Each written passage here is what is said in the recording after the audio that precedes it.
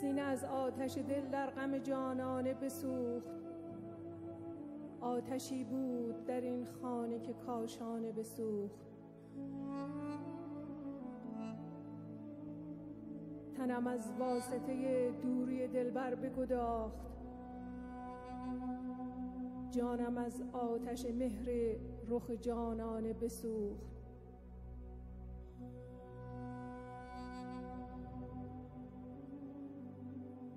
سوز دل بین که ز بس آتش اشکم دل شمع، سوز دل بین که ز بس آتش اشکم دل شمع، دوش بر من ز سر مهر چو پروانه بسوخت.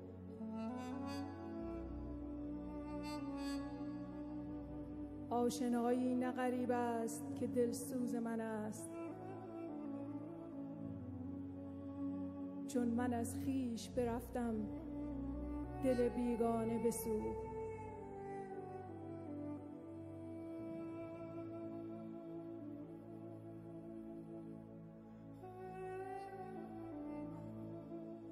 خرقه زهد مرا آب خرابات ببرد، خانه عقل مرا آتش میخانه بسوخت.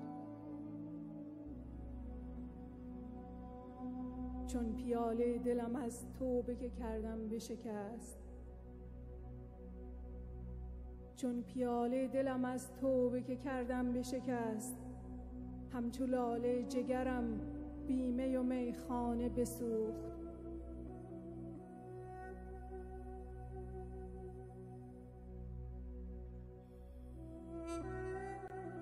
ماجرا کم کن و بازا که مرا مردم چشم، خرقه از سر در آورد و به شکرانه بسوخت.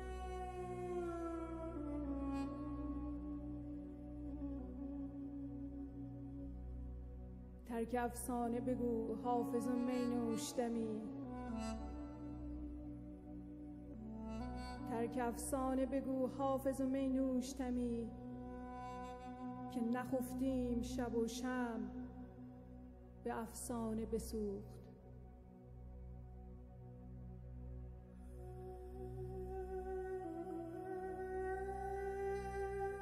Beloved, the chest that housed my heart remains not, for the fire of your love has removed all.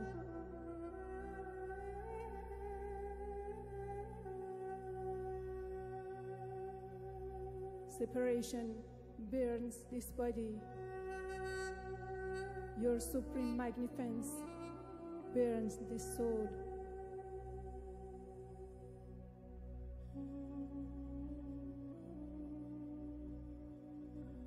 Through the tears of my face dance the fire of your flame. Look, as the butterfly of my being kiss the flame of your candle.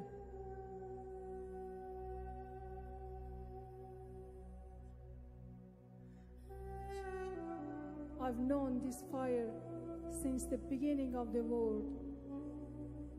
Now this house has been fully burned. Only you remain. Only you remain, my love.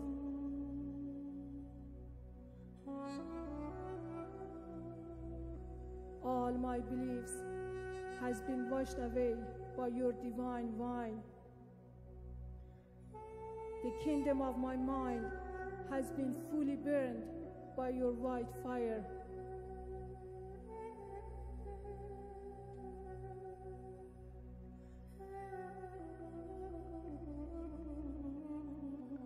Shorten this story. Shorten this story, my love, and live no more. Lest the gratitude of my heart remove everything that is not true.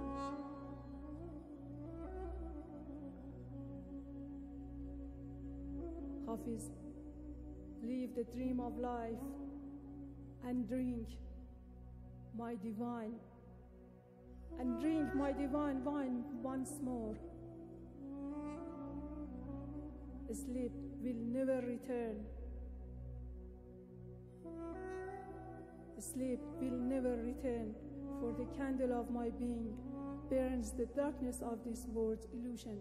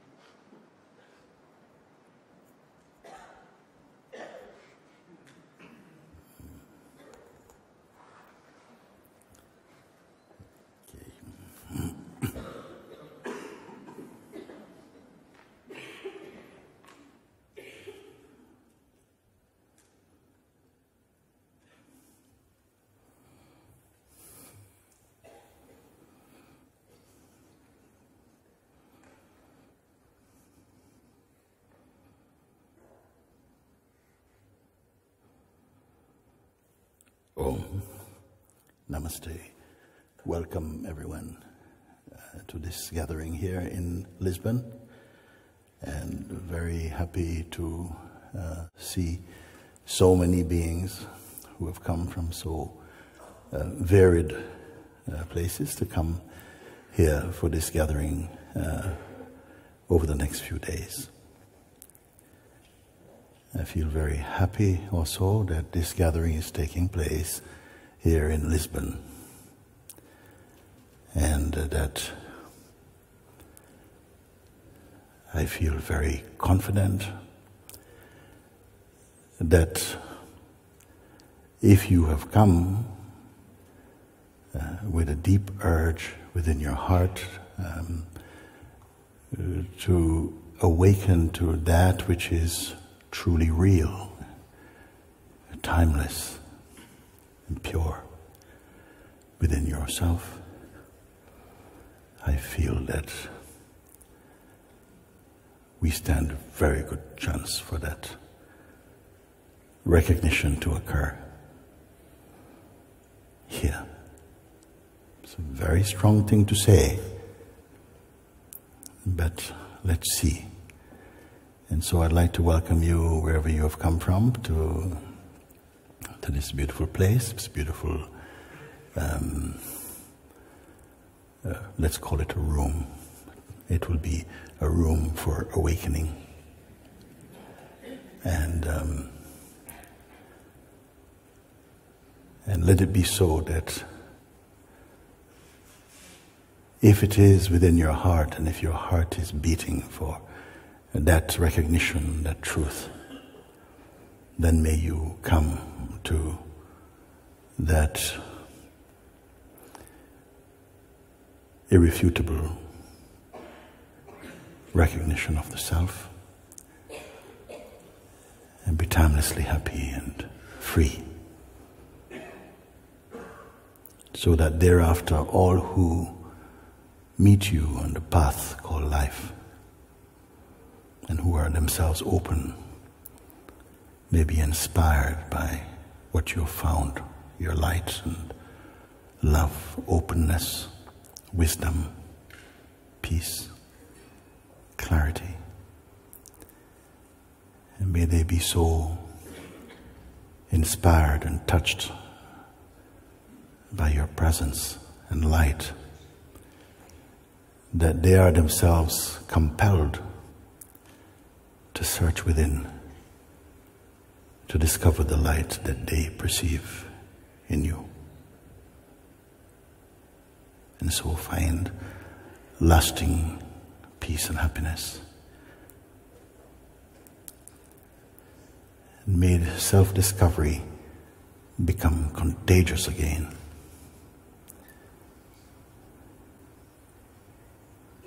Even in our own time. I don't know if you can hear me clearly. At the back you can hear okay? Very good. Okay. So.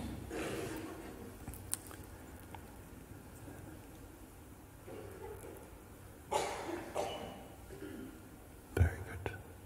Thank you. Thank you, thank you. Very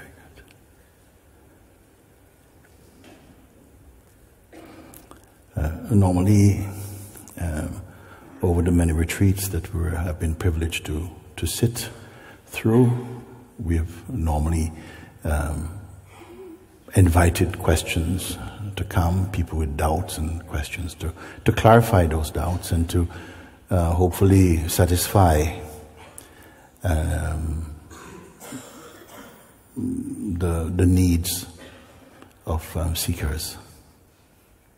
But what I have found is that in recent times, rather than, because I've heard, as you can imagine, so many people have come with questions concerning their search for truth or their daily life challenges that come and so on, and we are mostly familiar with the kind of questions that emerge or come from this place of largely personhood. And so what I've found is, however diverse the questions appear to be, however different they appear to be, or unique, that they can all be answered by discovering experientially the source of our own self. Now, I do anticipate that questions will come, and they are welcome also when they do come. But as I say, I want to start at the end.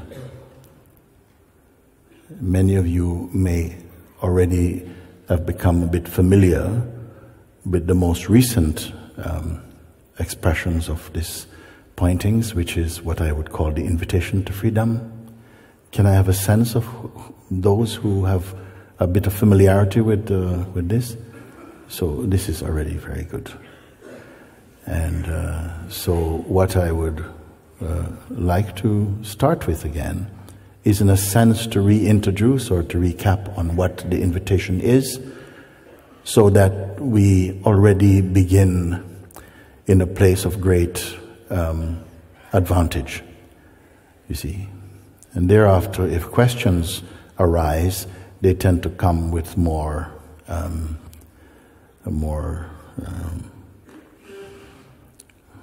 a higher kind of question that doesn't have to go through the entangling forest of the person, and questions that may be emerging more from the place of consciousness. And so we can all draw full benefit from this intensive here in Portugal. So if I were to ask you, if it was presented to you that it is very possible to transcend the psychological or imagined self, I call it the imagined self, the ego self, and to come into a deep experiential discovery of your true nature, would you be up for this? Yes. Up there, maybe? You'll be up for this. Very good. And if that offering could be extended and presented to you for today, would you be up for it? Yes. Yes. Very good.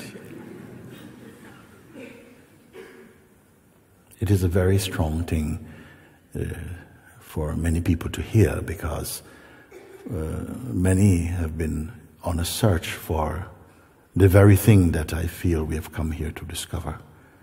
And I hope that many will come to at least a clarity beyond the arguments of the lower mind somehow today. But it may indeed seem a little strange that such a thing is presented as with such force and such confidence. And I feel it like this because it clearly has arisen from grace, and it has already demonstrated its power in those who have been open to look. And how wonderful that it is not being presented in installments, or as something that now I am saying, okay, if you practice this for the next 6 years or so. But that perhaps from this very evening itself, that you may discover that which is eternal within your own self, which is behind and beyond the facade of personhood.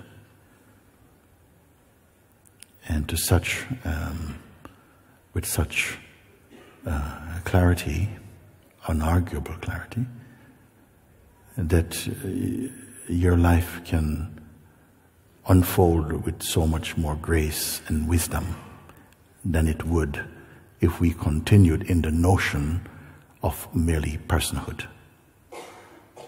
So I'll begin like this to say, let us begin. If I were to say someone has approached and asked, I have heard it said that it is possible to awaken to my true nature.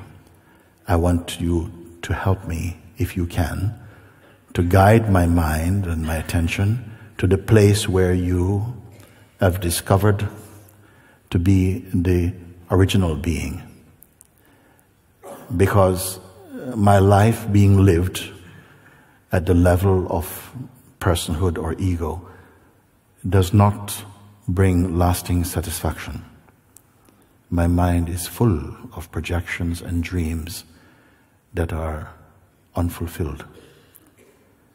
If it is possible to receive such guidance,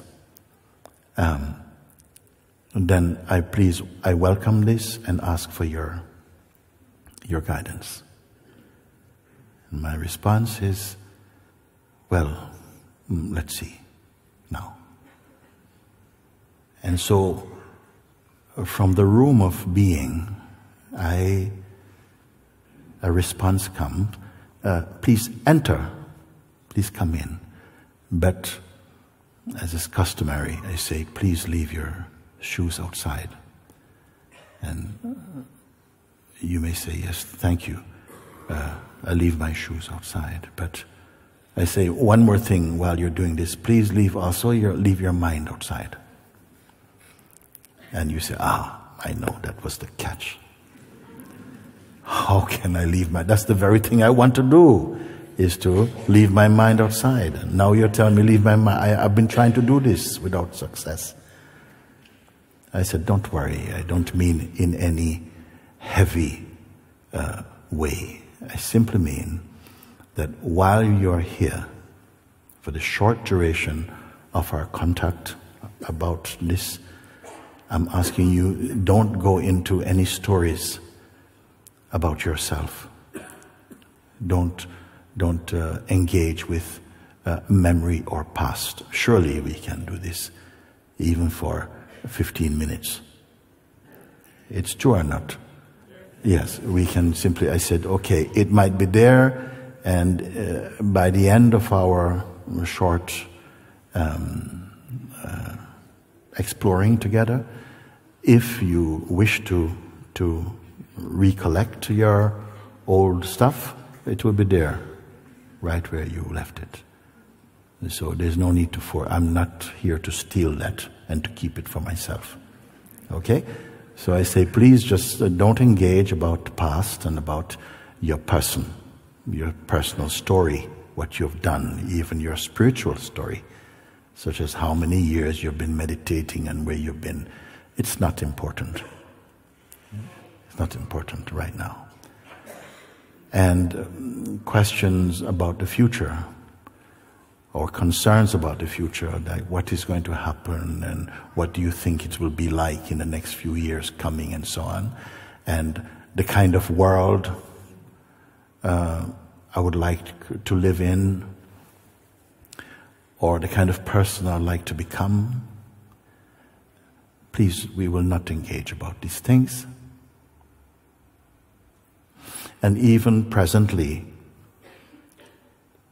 what has happened today and how I'm feeling right now, I'm simply going to ask you, don't engage with the mind for a few minutes.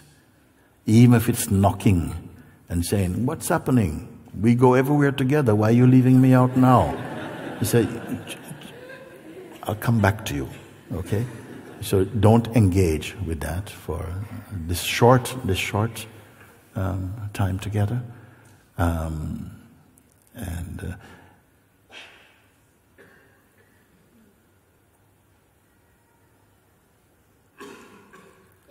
will ask you also that any kind of imagination or fantasies about spirituality, about yourself or life and so on, also we don't employ the mind for this also. And we can all do this just for a short time. So what am I really asking is simply to be empty.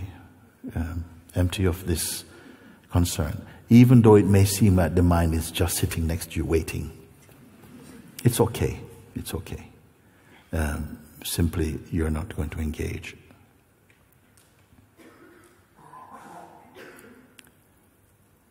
So any projections about the future, any recollections or memories about the past or the kind of person you imagined yourself to be, we say, we're not going to talk about this. If indeed what you're searching for is your true, your original and pure nature. So, leave all this. I will not be giving you any new concepts, nor will I be asking you to be creative in your thinking, so that you don't need to say, well, I'm not a very artistic or creative person, I can't keep up with the others. So don't worry, none of this will be coming to you. Simply for now, stay in this space of just empty of intention, of judgment, of self-definition. And as I speak, just follow this. With each breath, just sinking deeper and deeper into this natural silence is here. So you're not a container now of any concept. Historyless. Just empty.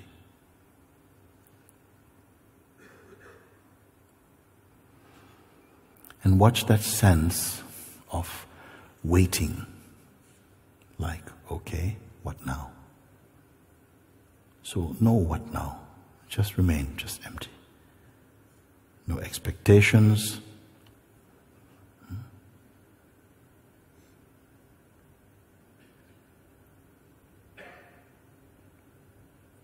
Just like that.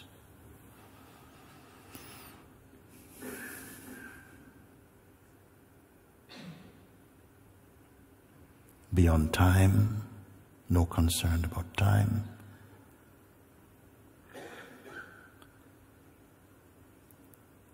About going somewhere or reaching anything at all. Just as you are now, leaving all this aside, are you not still here?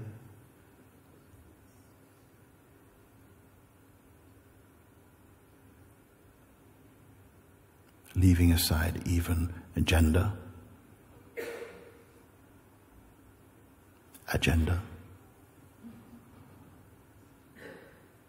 hopes, dreams, aspirations, judgments, everything.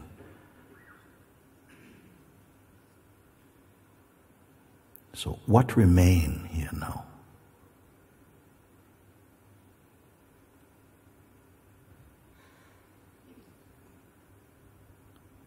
That you're not creating, you're simply here.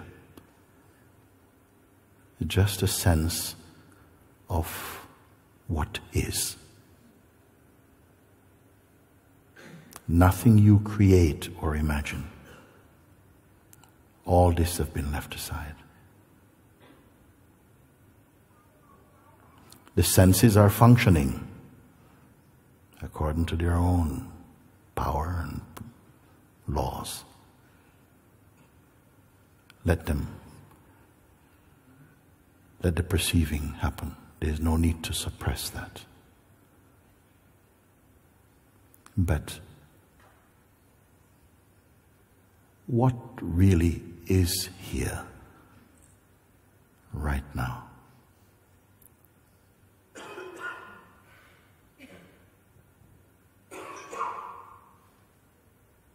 Even the sense of being, that is also perceived. The breath continues to flow. Heart continues to beat. You are not the doer of any activity. You're simply witnessing. And so I had to invite you just to this place where you are not combined with anything that you can imagine. Even with the idea you may have held about who you are, even this we have left aside. Empty, beyond even the concept of being empty. Like this. So, I had to invite you here because I wanted to check in with you and to ask you a few very simple questions. And there's no need to confer or to connect with anyone else in this room. There's just your own self. And I would ask that you respond also vocally.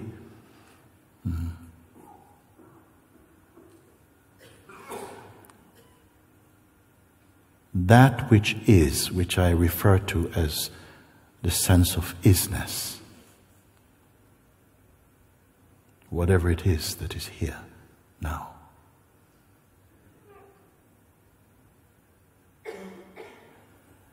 Is it an object? No. Can it be contacted through the senses of smell or sight? Can it be touched? No.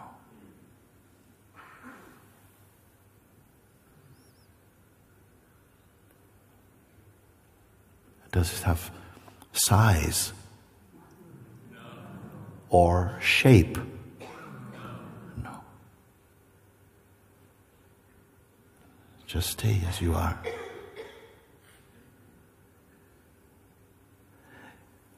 Is it male or female or anything like this? No.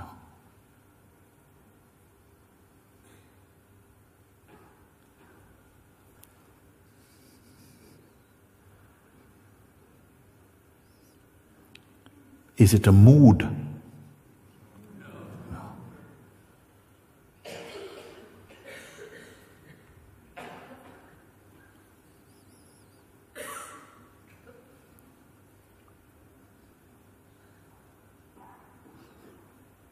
Did you create it? No.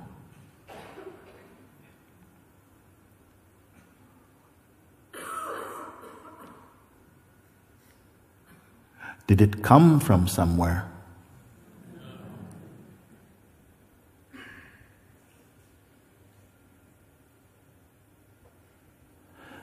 Can it leave?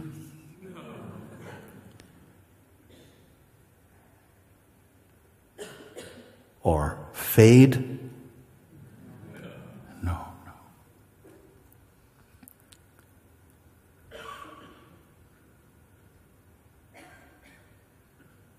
So if, say, you fell asleep for some time, is it possible that when you wake up, it will have disappeared?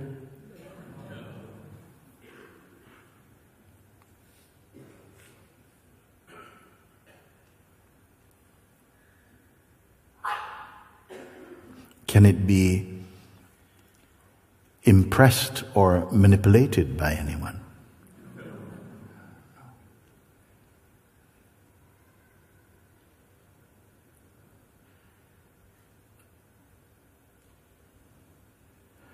Here's a good one. Does it depend on your belief? No.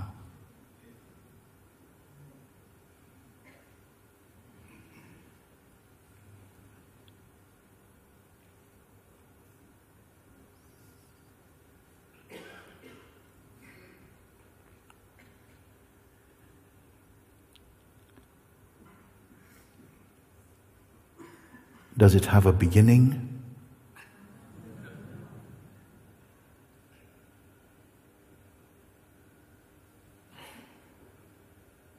Can it have an end? I seem to be hearing one voice more clearly than everyone. But the question is for everyone.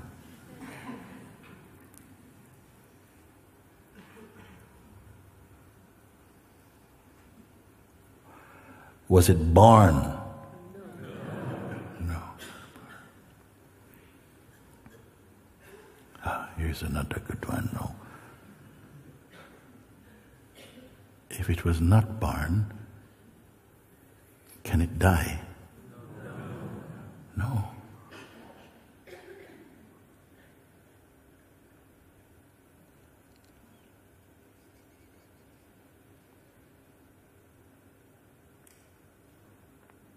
Can it become depressed or sick?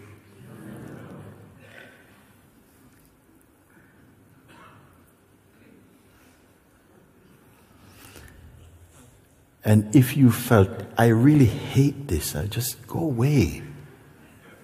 Can it leave?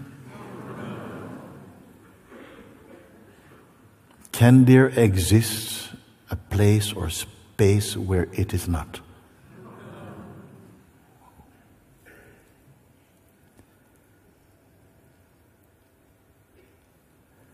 So let me see if I'm listening and hearing. It is not an object. It has no size or shape. Could it be captured, like photographed in some way? Could we have an image of it? No.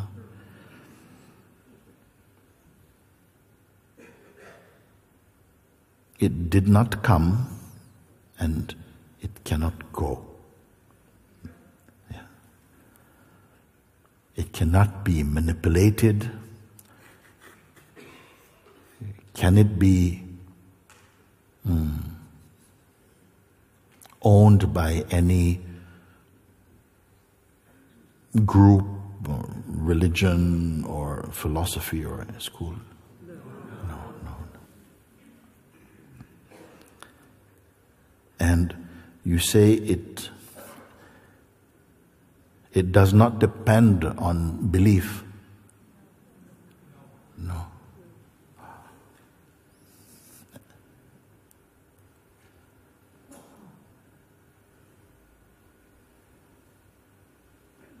And you didn't make it up, you didn't imagine it? No? Okay.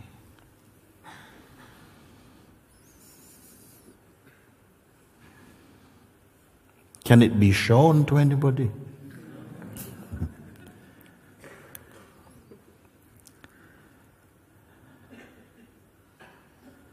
You say it was not born and it cannot die.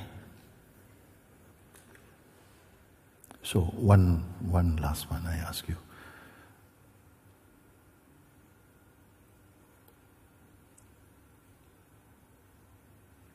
How near is it to you? How? Few centimeters or maybe a meter or kilometer? No distance. No distance. So it's no distance. It cannot, it was not born, it was not, was it created? It cannot die. Is it limited by time? It's not limited by time, it's not limited by belief. It is not an object, the senses cannot touch it.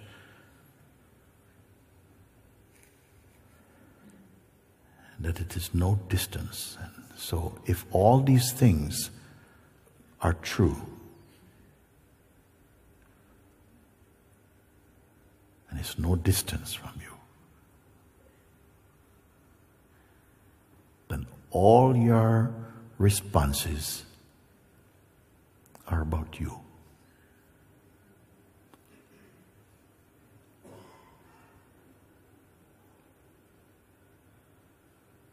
There's no distance. How can it be seen?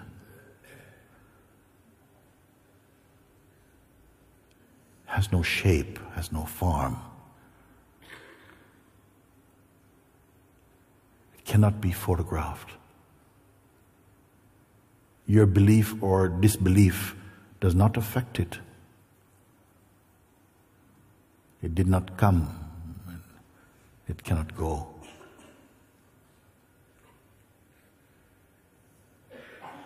Can it be used against anyone? No.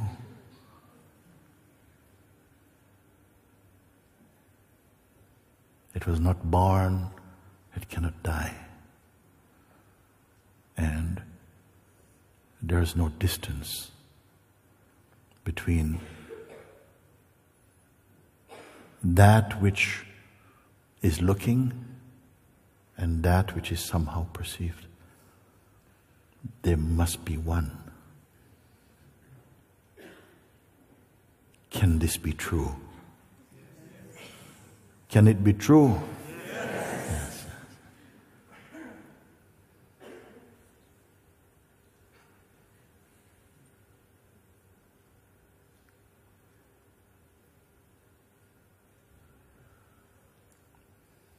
Will it matter if you change your mind now?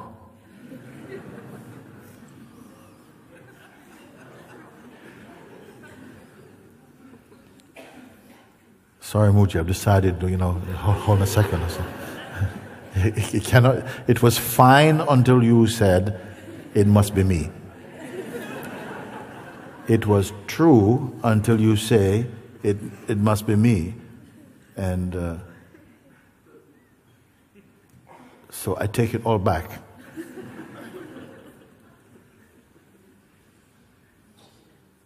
If it is true,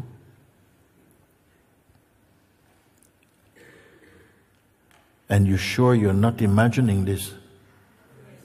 I have not thrown magic powder in your face and suddenly you're believing all kinds of things. If it is true,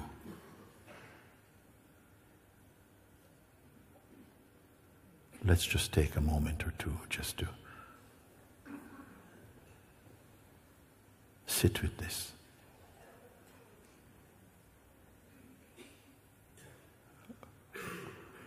What is the implication of this finding? What is the implication of this discovery?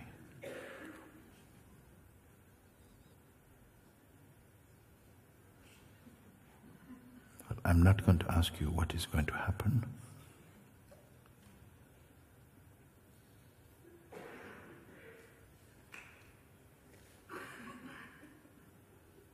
But if indeed your response is you accept, emerged out of your own seeing,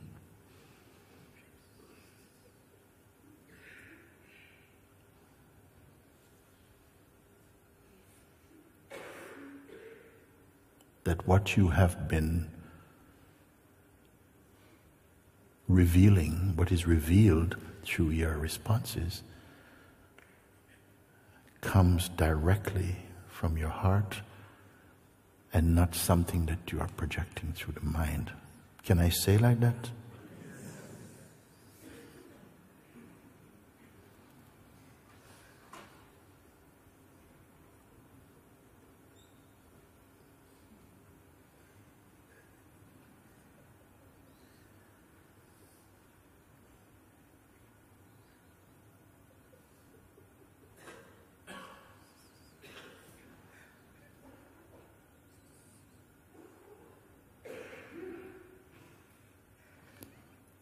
Maybe something is coming from inside that just says, but this doesn't make sense, it cannot make sense. How can I be this?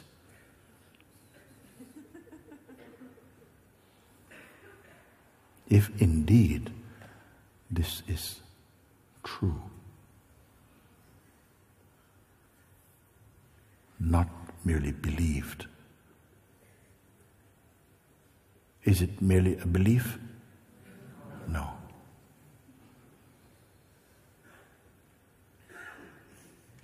Thousands of years, human beings have been coming together.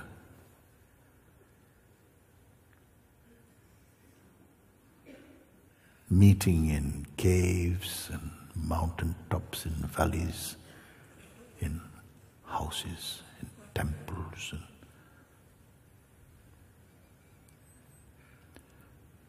to come to terms with who are we?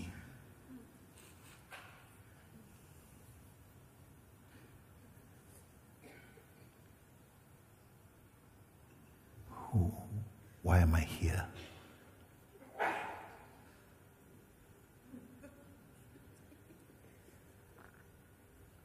And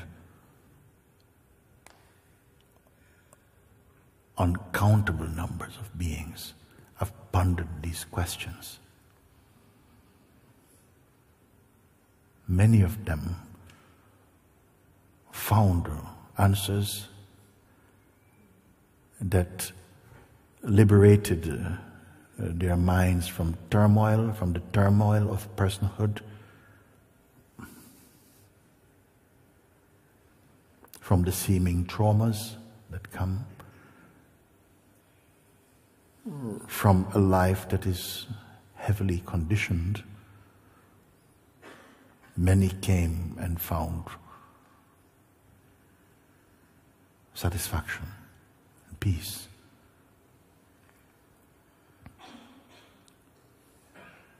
Their bodies are no longer here. We don't know where they are. Now it's our turn. We are the living wave of the human experience. We're alive now. The same question has arisen in our own time inside the human kingdom.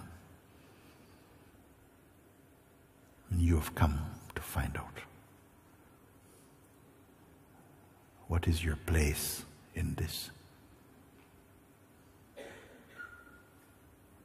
What is the purpose or opportunity of this life?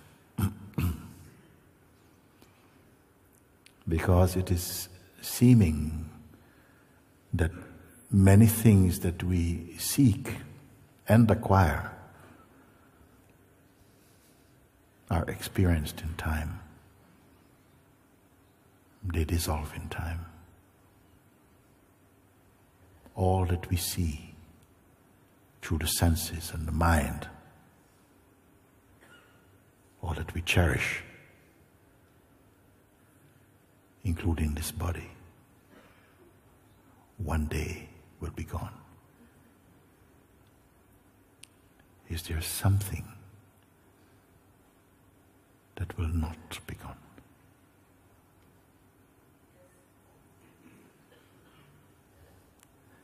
Are you beginning to recognize, feel, and experience what that could be?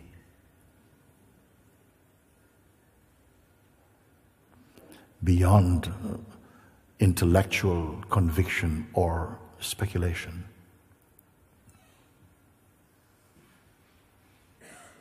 And so wonderful because we have not gone into the jungle of the mind.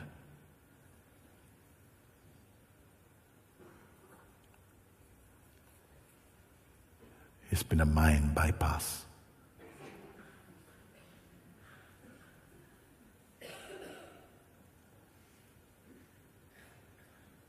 Well, I can share with you that instead of saying, I believe that is true, I believe in this, perhaps it could be that something continues to explore and confirm the reality of this as one's own reality. beyond belief. And what I can share with you, if you are touched deep within your being by this recognition, it will continue yielding a fruit that keeps getting sweeter and sweeter, but never becomes oversweet.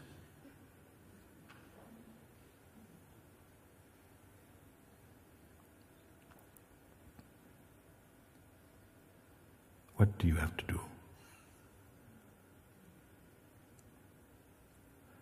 Work out the mysteries of the universe. Fix the world. I would say something much more simple.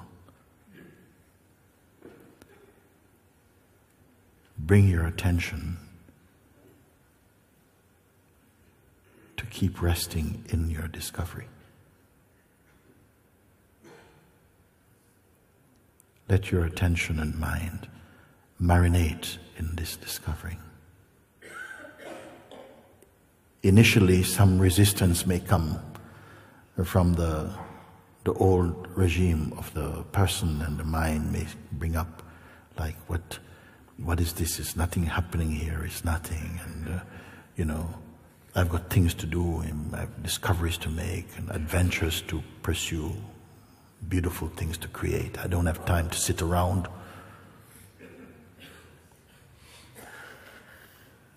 My advice may seem oversimplistic or even naive, because I'm not presenting you with a lot of spiritual gymnastics or something, but simply to keep your attention here.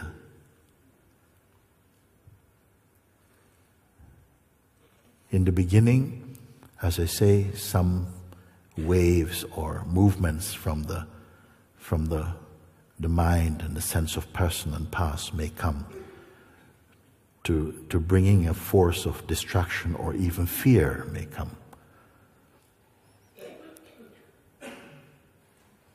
But if you hold firm in the place of your seeing, then the seeing, the knowing, and the being are one. This will be confirmed. It is not something that you have. It is what you are. And arising from this, as I say, you're not creating, not building, just seeing, deepening, confirming. A very natural unfolding. You may ask, but then what happened to my person? I have a life, I have a family, I have a job. What must I do? Give up my job and go and live in the Himalayas? I say, no. Let everything carry on. Let it happen. But keep your mind inside your heart here. You don't have to speak about it with anyone.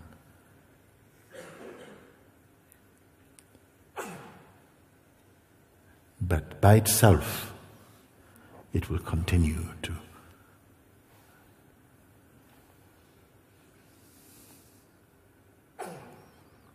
you may call it mature, a kind of maturing may seem to be happening, a deepening. Things that would ordinarily seem like a problem is coming and all this thing will seem just to dissolve in front of you. A greater understanding emerging spontaneously out of this realm of being. A deepening peace.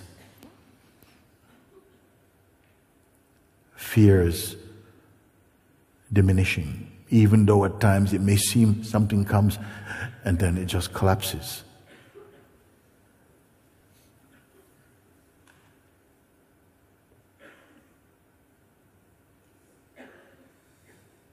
And underneath, behind all of this, a real, like a kind of solid emptiness, and unequaled joy and peace.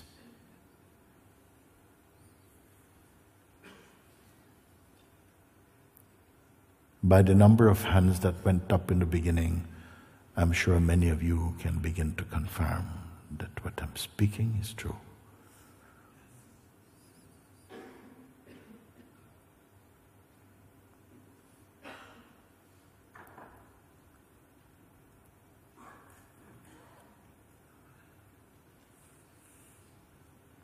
Now, it will take a little time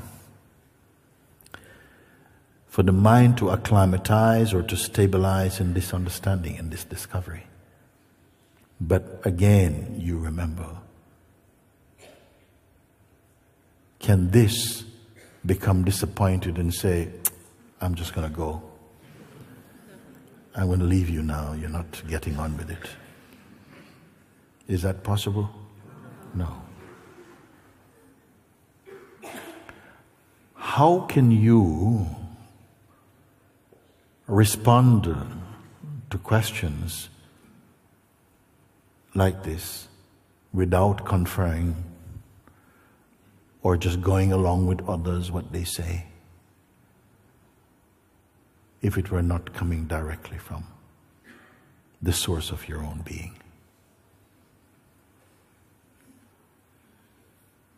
You didn't say, oh, Mooji, you're going too fast. Let me think.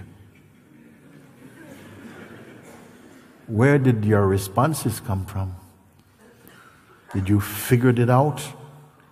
Or did you somehow come to see and know it? Like it's already known in you.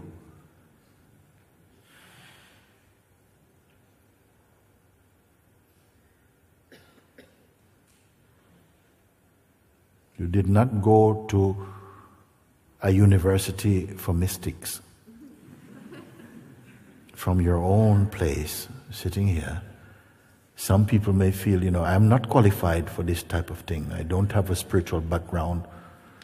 My parents were fishermen, fisher people. We don't know anything. I never went to any church or mosque or temple in my life. So I have good reasons to doubt. No, still from the place, however diverse our expressions may be, the source is one. And yet, within your own being, does it feel claustrophobic? No.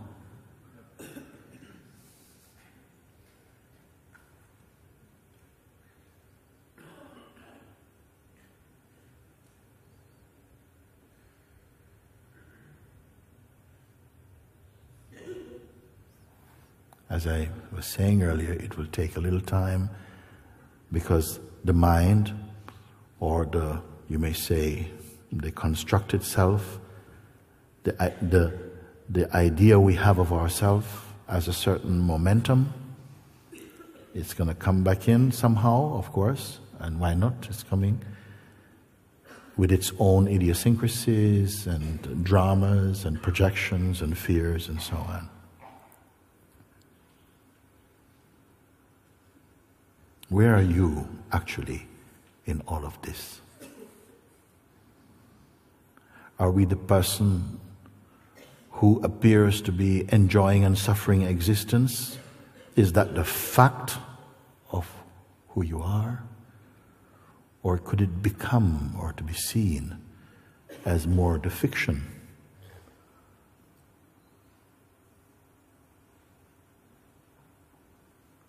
Or is it that which you are now coming back into seeing is the fiction, and our person is the fact?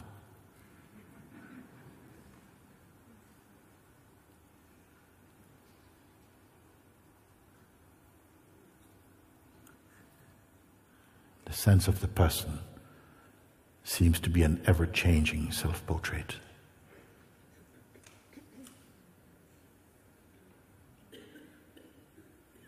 Seemingly continuous. But now, in this revealed self, all that appears and arises through the mind and will gradually be seen as the content of the mind, the content of consciousness, the dance of manifestation, appearing in this unchanging awareness beyond belief. I don't want to describe and say, yes, it's going to be like this. No, it's like, no, let's leave a little space for the adventure of your own discovering.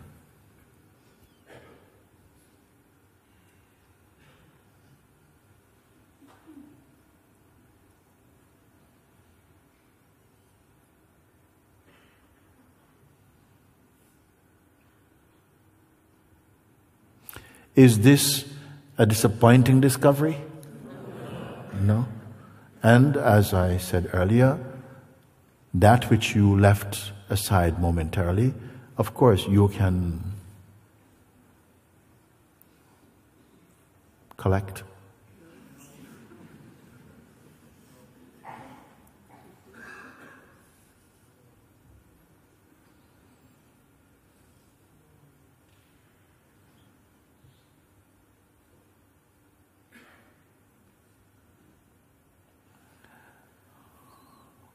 Over the time that is unfolding in front of us, the next few days, which I encourage, in spite of or irrespective of the seeming backlashes from the mind that will come, that I encourage you to stay and put the questions that come up for you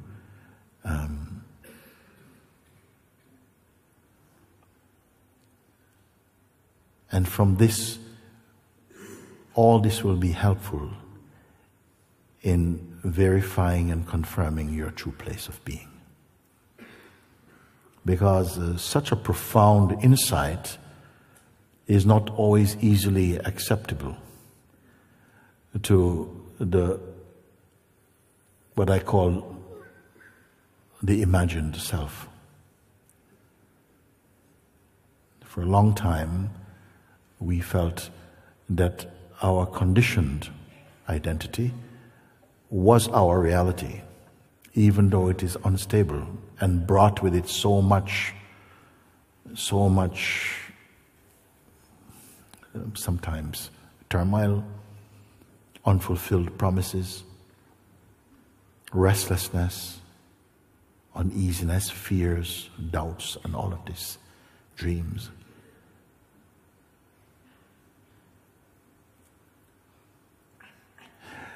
From this place of what I called from the isness of your own self, can you be overwhelmed by the waves or the currents of the egoic mind? Not sure? Well, we will have to see, won't we? So, this time and these days will be for this.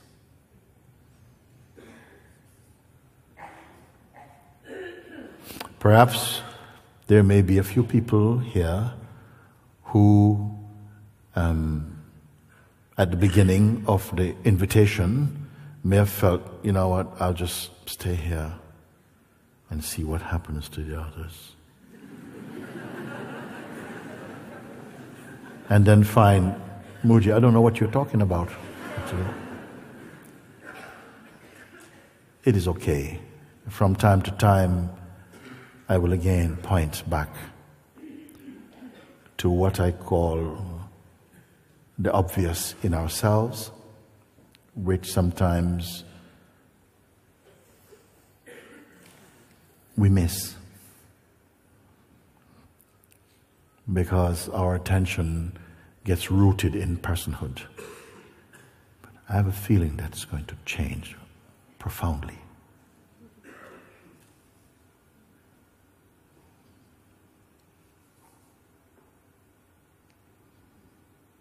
So are we off to a good start? Yes. Very good.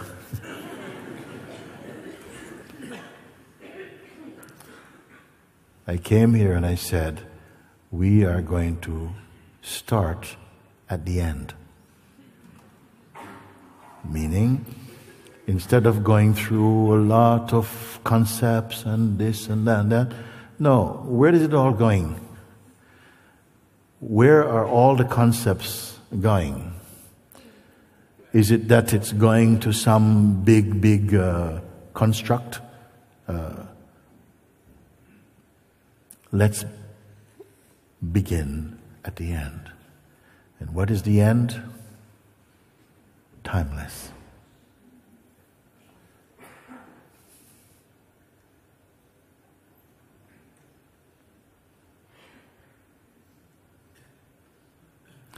Is that which I refer to as the isness,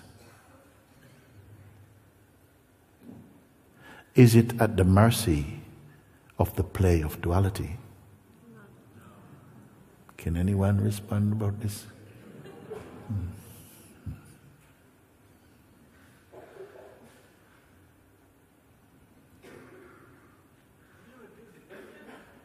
Sorry? Can I repeat the question? That which is, and I hope you have a clear sense of what this is it affected by the play of duality? No. That's what I'm saying.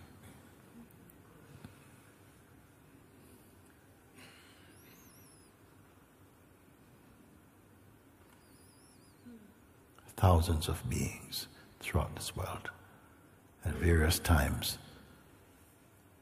have been searching for what you are discovering here.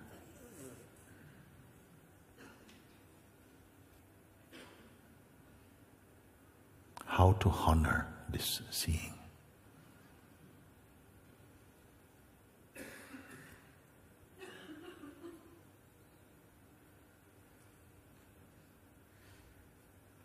Can anything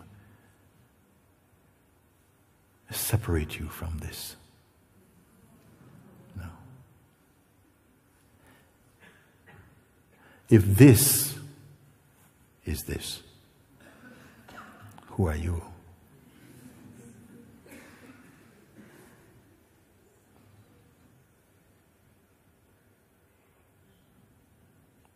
Well,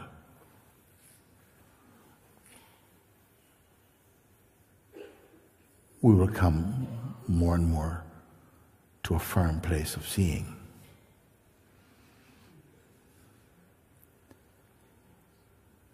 That all that you see or perceive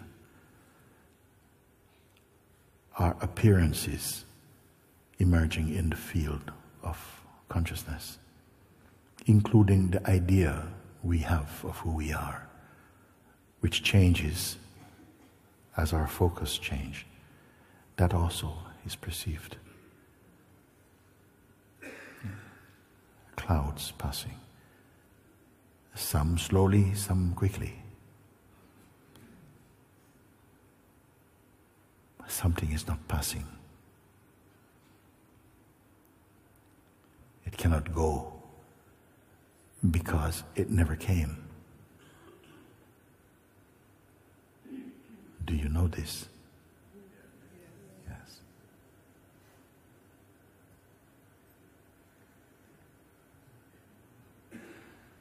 In a sense, I said, let's start at the end. But in another way, this end can also be a kind of beginning. Although it is beginningless in itself. Have I gone too far? No. Thank you. This kind of language, you'll become more and more familiar with it. Not because you are skilled in reasoning, but simply that your intuitive and spontaneous knowledge is awake. And seeing is not necessarily the outcome of study, but of intuitive perception.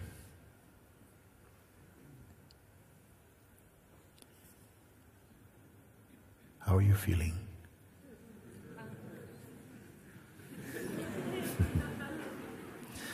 It's much more than feeling. Feelings come and go. Thoughts come and go. Concepts come and go. Bodies come and go. Does this come and go?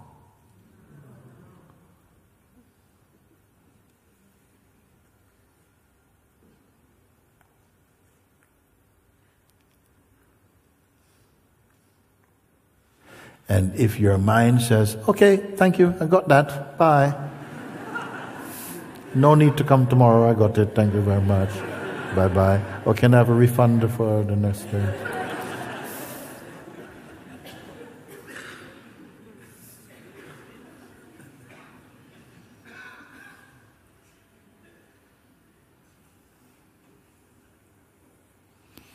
A hand is there now. I think there may be a microphone too. There's a hand. Someone putting a hand there.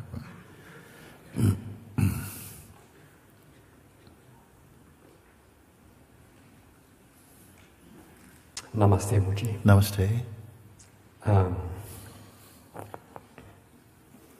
I have one question.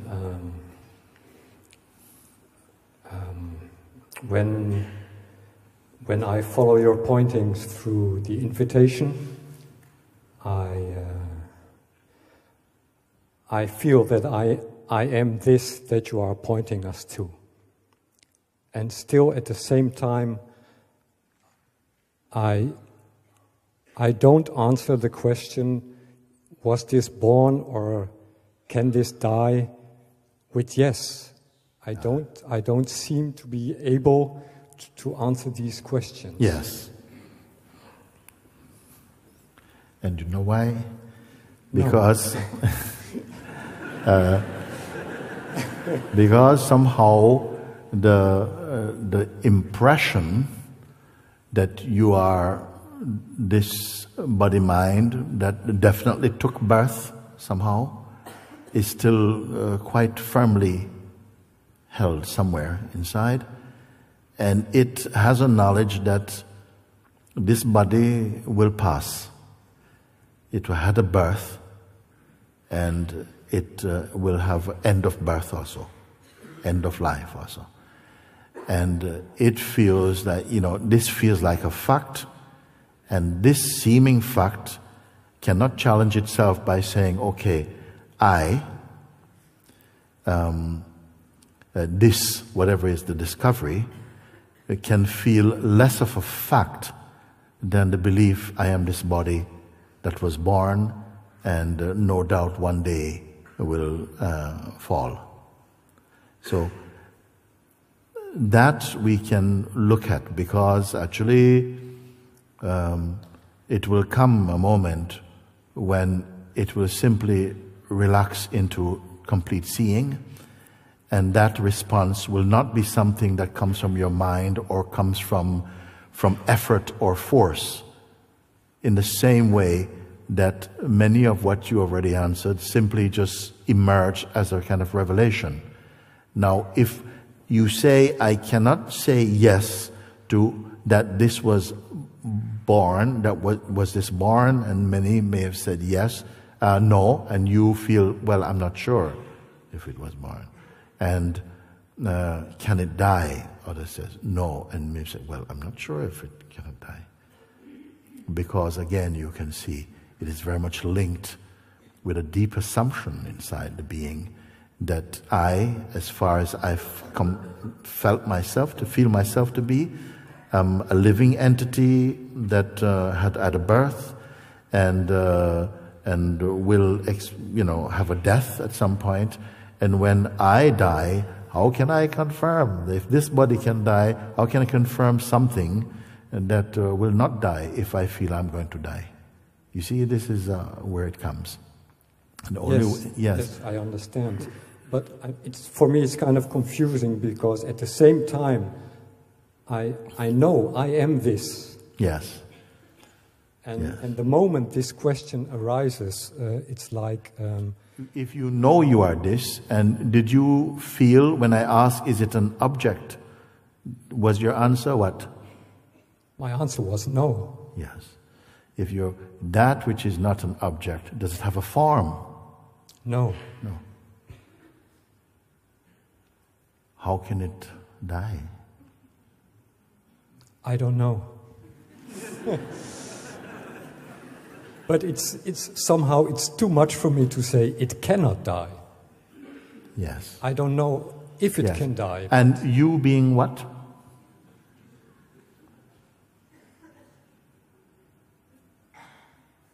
You say it's too much for me to say it cannot die. You being what? Who, for whom it's too much? Isn't the one for whom it's too much also phenomenal also? Isn't there an awareness of this one who is saying, I cannot confirm that it was not born. I cannot say it cannot die. This one is who or what? What is the substance or content of this one? Is it perceivable? Is it tangible? Yes, it is. As what is it? As what? This I. As the one who is thinking about this question. Yes. What is aware of a one who is thinking about the question?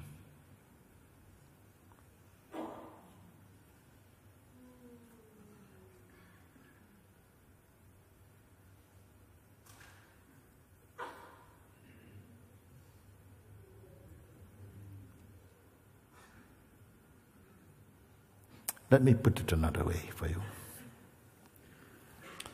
I'm going to invite another simple but very profound contemplation that you may also participate in this.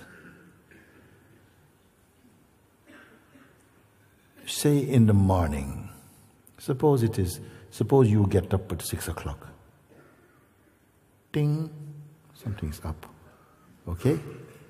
Let's say that the consciousness, the waking consciousness, opened at 6 o'clock. Can I speak like this for a moment? Okay. As the waking happens, the sense I am or I exist flourishes. It comes. It comes with the arising, the waking consciousness. Prior to that waking consciousness, you did not have a feeling about anything. You had no opinions about anything.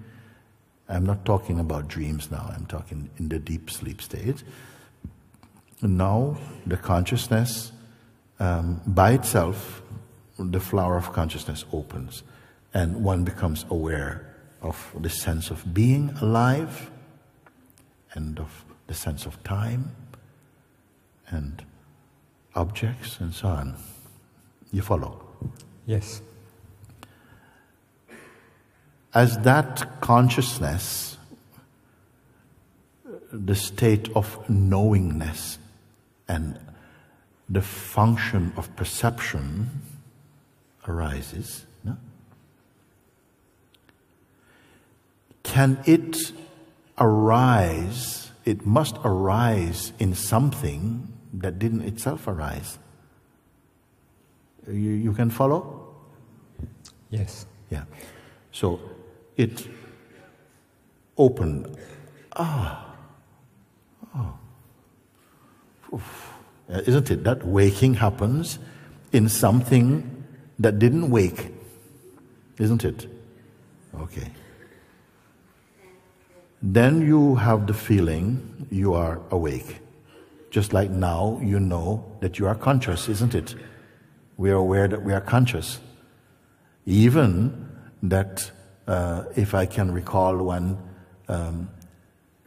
incident, or you may even say, but I will bring it to you like this, of someone who was driving a car home. It was a stormy evening, and a tree blew over onto this car, and they, next minute, in 1 second, they felt trapped and like this. And the thought came, like, wow, there's a big tree branch coming through the car and cannot move, and calling for help.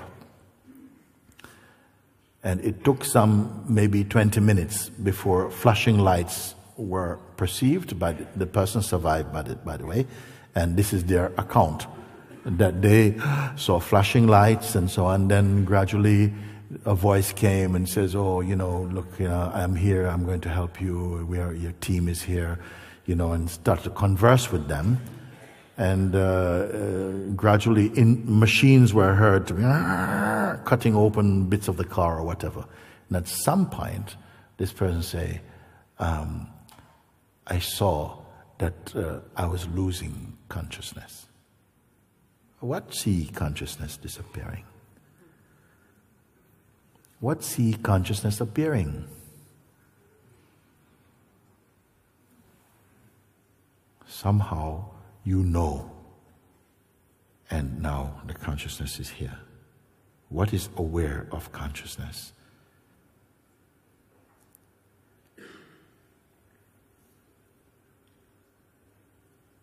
Now you're aware that you're experiencing consciousness.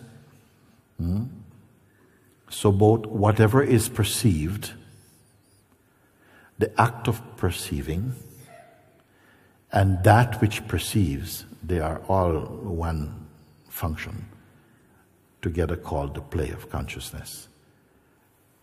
And there's an awareness of this. If I bring your attention to say that you are aware of, now I'm awake, something is awake. Is there not something beyond this waking movement in which the activities of wakefulness and waking consciousness is perceived? Yes, there is. Yes. Was that born?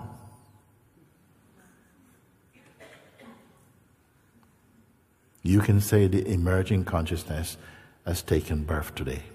It's up and flowering, the fruits of it we can see. Then came time, or as you may time, the sense of otherness, all of this flourish. And the witnessing of that is happening without even effort.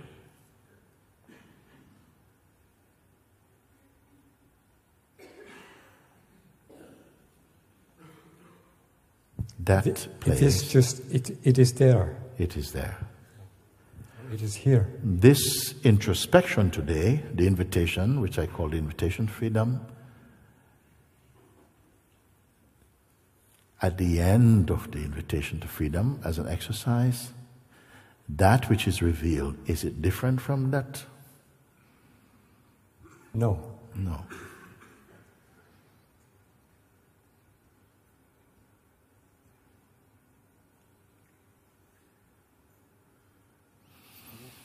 You don't have to bother about the question, was it born and can it die?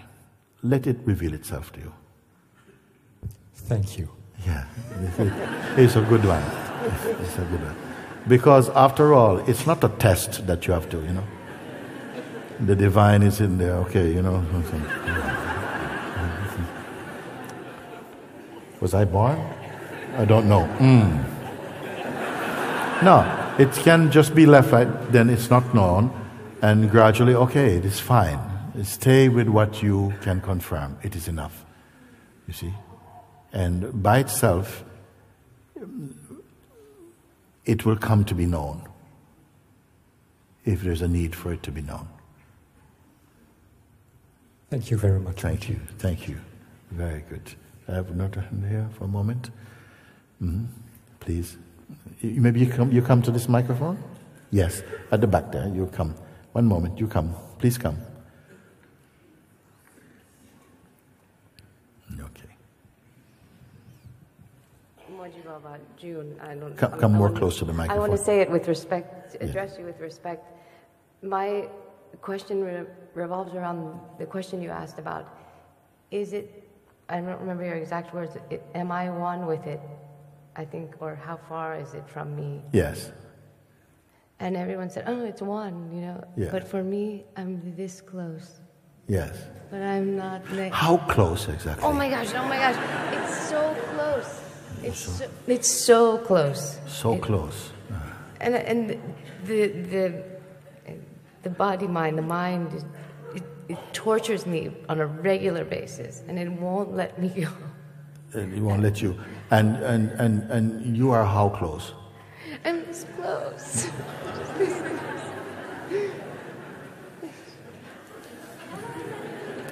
How unkind of the mind. I'll let you become. I don't know. Huh? I don't know. Yes. I don't know why. It is the usual phenomenon that occurs because of the mind. It comes like this. Other people say, we are one, distance. But for you, I'm just this close.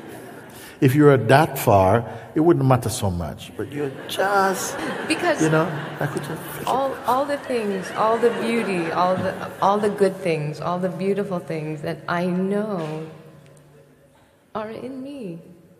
I know that they are. I know that's who I am. Yes. In you, and you are what? That. And that is so close to what? I think you answered. I think it is me, and I am that.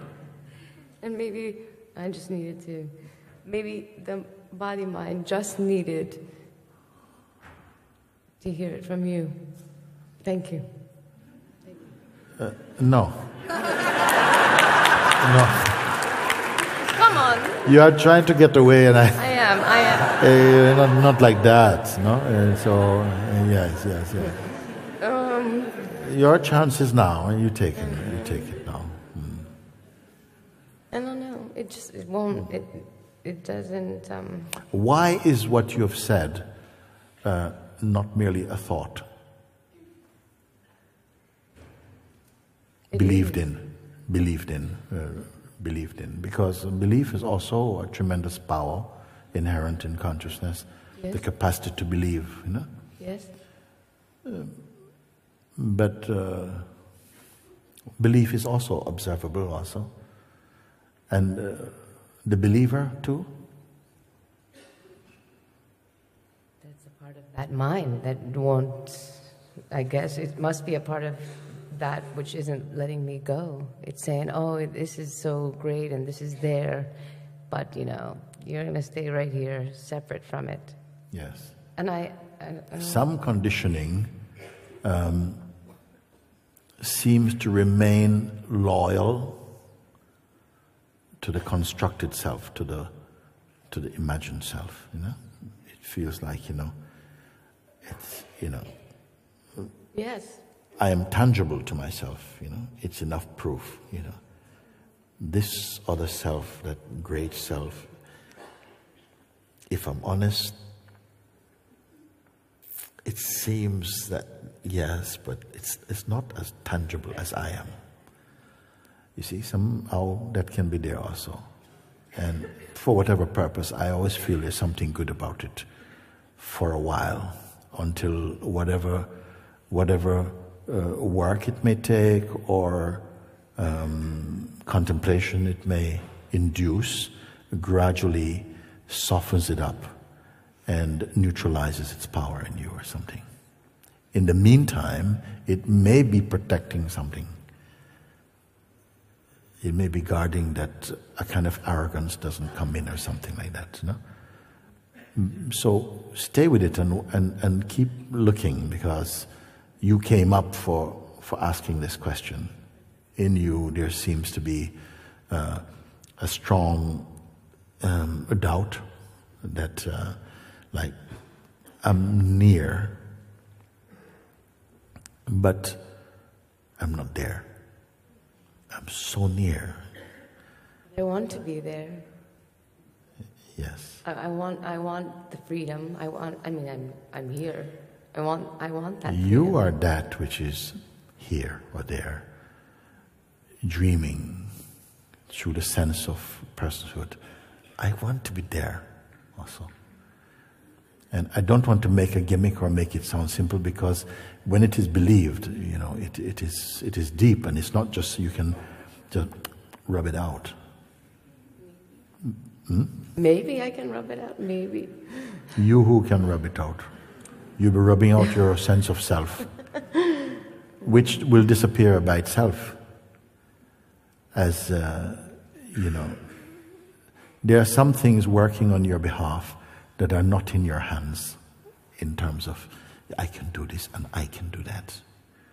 The one who thinks it can do is quietly being undone by grace also.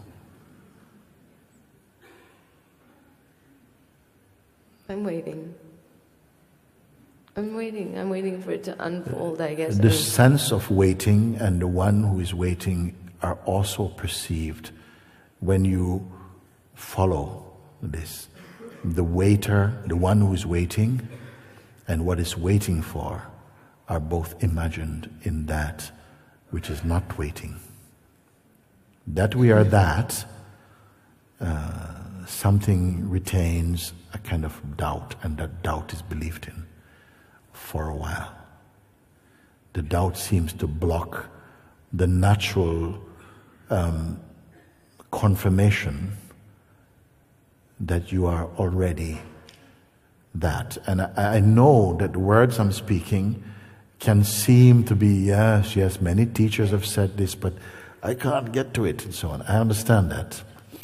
So sometimes I say that satsang, being in satsang, is like a piece of ice in a glass of warm water.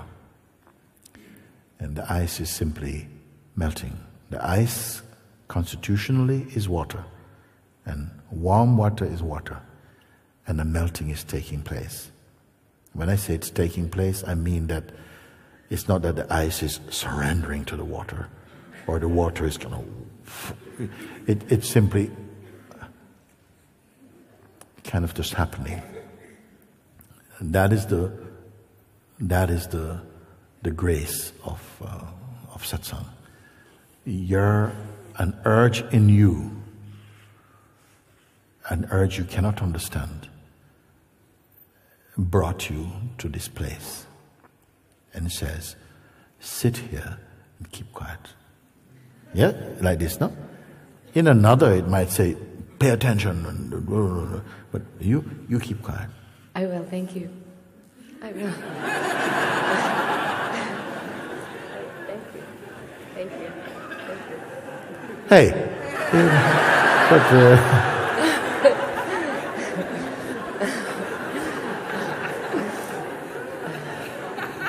I thought I was supposed to sit down and be quiet.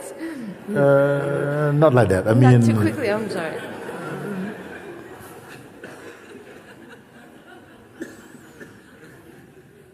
With this kind of thing, it's good to... Let's. You will be attending each day while I'm here? Yes. Okay, good. Okay, thank you. I don't know. Should I? No, it's okay. It's okay. You go. Oh. Yeah. Comfortable chair you have over there. Come on.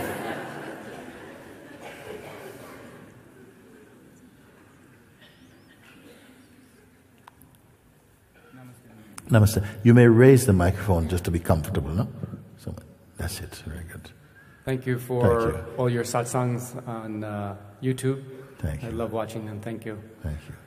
I have a question of everything you say in satsangs and even tonight with the invitation. I so believe it, and it's very hard for me to get it into my experience, into my heart, like you say. Yes. It can't just be belief. It can't just be. It has to go beyond belief, and it's just Yes. not going beyond. I really believe it. I say that I believe it. I know it at a deep level, but the experience of it is not there. Okay. Listen to this now, you know, and of course, this also happens where there's feeling like I hear it, I sort of believe it, but it's not really, it's like trying to scratch an itchy toe while wearing boots. Scratching it, but it's not quite getting to the itch, okay? So we understand this kind of feeling that I hear, I trust, it makes sense, but it's not going in, okay?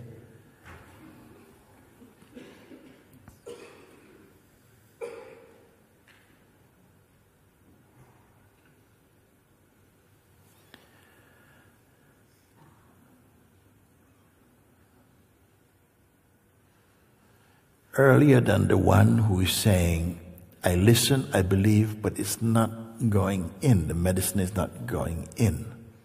Earlier than that, is something there or not that watches even the one saying, it's not working, Mooji. You know, it's not working. I listen, I like your YouTubes, your shows, but it's not going in. Okay? So even the one who is saying this, is this one also, is it not perceived also? Yes. Yeah. Be in the place where even this one, its voice and its doubts are themselves perceived. Can I say like this? One more time, please. Okay. You say that even the one who is saying, yes, I watch YouTubes, I enjoy watching it, but actually it's like it's not detonating somehow. Yes. You understand? It's not happening. How can I get from belief to experience? Yes. Okay. So I'm saying, okay, don't try and get from belief into experience. You who is saying, it's not happening. Is this one not also perceived in you?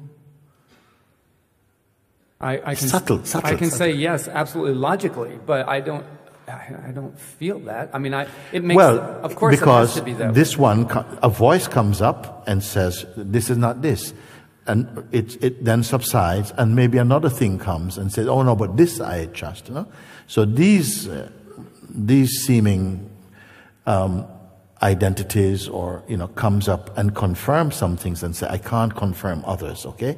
So whether there's confirmation or lack of confirmation, are they not collectively perceived? Yes. So that in which the perceiving of them happen. Can I speak like that? Yes. Is there such a space that exists, independent of the things that are supposed to be perceived as right or wrong? Is there not something which is beyond right and wrong, in which the sense of right and wrong is perceived?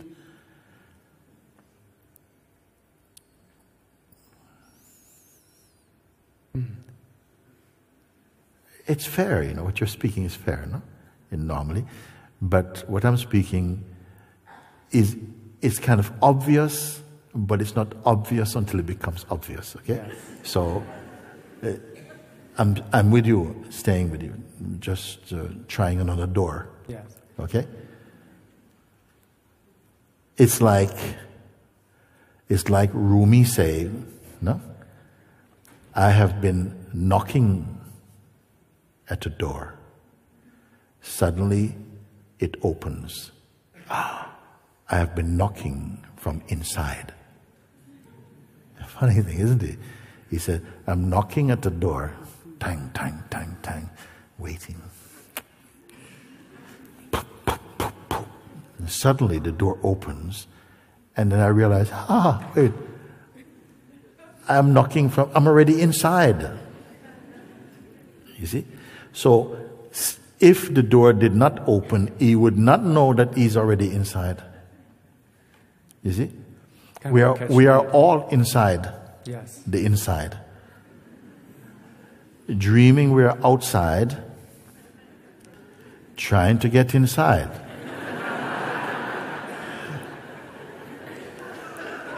Actually, there is something like this in life. You know, God's got a great sense of humor. And something is playing like this. We can say like that. I mean, there are many ways we can say things. But even in spite of saying like this, something feels, I still don't get it. No, I still don't get it.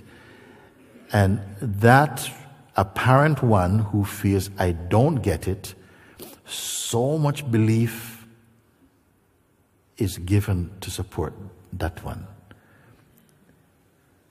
who itself is only a thought construct appearing in the isness itself. But a power emanating from you, the source, called belief, has given this identity a status, a feeling, look, I'm here, and I still don't get it. Okay? Someone else might look and go, you know, it's not true. There is no he to get it or not get it. He is it himself. And that one, I say, shut up, you don't know what you're talking about. You see? So, this kind of seeming riddle, I can speak like this. Maybe someone else might think, wow, thank you, I got that. But still, perhaps it might still be manifesting here, this feeling, you know, like I hear the words, they're so close, but it's just not going in, because there's a strong belief those words got to go in. But actually, from another way of looking, you're probably much more advanced than you think, actually. Maybe you're thinking, I need to take this medicine, but you're already quite healthy, but you think you're sick or something. There's all kinds of little plays that happen in consciousness like this. And this I feeling that don't get it has a strong sense of identity in it. And it is looking to get something, but what happens in the process is that the thing it's trying to get, somehow it itself gets lost. Sometimes I say the one who begins self-inquiry will not finish the self-inquiry, but will be finished by the self-inquiry. It's something like this. This is the mystery of self-realization. But as you don't listen to the mind somehow, don't just believe it so easily, because that happens. Gradually, this seemingly firm belief in identity and mind is being softened up by the energy field of being in satsang. In coming to a place like this, you know, it might be, it's like the strongest resistance you brought here, and it has to dissolve. But probably it goes out screaming, or it's holding on until gradually it just loosens up like that. Because sometimes it's not just a question of logically proving that it doesn't exist, you know. So again, the feeling came in you, I listen, because something, grace has brought you to this because it is for you. But something seems to be like a bone in the throat of consciousness or something. And it is saying, like, I just don't get it. I just don't get it.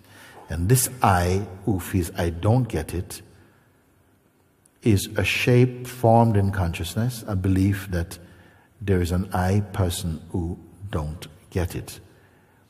And that self-belief that this is me and I don't get it, is holding some strength for a while. But it's going to go. And I think it's going to go in this very intensive here. I would only ask you, come and sit where I can see you here. Yes. I'll be the ice cube that melts. You're the ice cube. You're much more than that. You're going to drink that water.